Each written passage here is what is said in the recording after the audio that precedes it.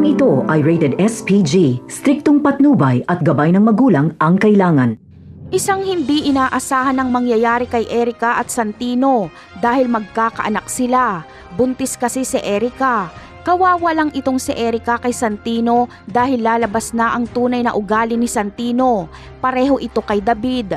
Ang pagkakaiba nga lang ay mas tuso si David at si Santino ay may konsensya kahit papaano. Pero pagdating sa sariling pamilya ay pareho si Santino kay David. Paghihigpitan niya ng gusto si Erica at kapag hindi ito sumunod dahil matigas ang ulo nito ay sasaktan niya ito. Kaya malaking pagkakamali itong pagsama ni Erica kay Santino. Masusundin kasi ni Santino ang gusto ni Rigor na gawin nilang bihag si Erica para makaganti sa mga gerero.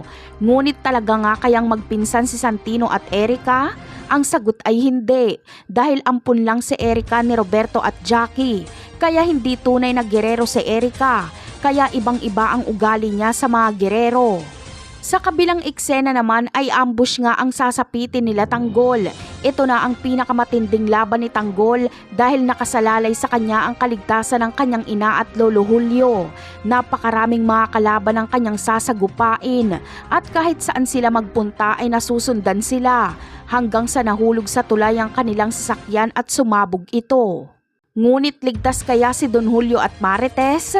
Ang sagot ay oo, dahil batid ni Tanggol na siya ang pakay na mga kalaban kaya pinababa niya si Marites at Don Julio at sila ni Franco ang nakipaghabulan sa mga Red Phoenix.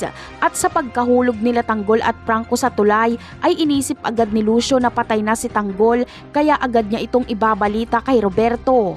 Ngunit buhay pa pala si Tanggol at ang makakapag-rescue sa kanya ay walang iba kundi sila Paeng dahil malapit lang sa kinaroroonan nila Paeng ang tulay at ilog na babagsakan ng pagkahulog nila Tanggol. Napakarami pa nating dapat abangan sa mga susunod na episode. Paalam!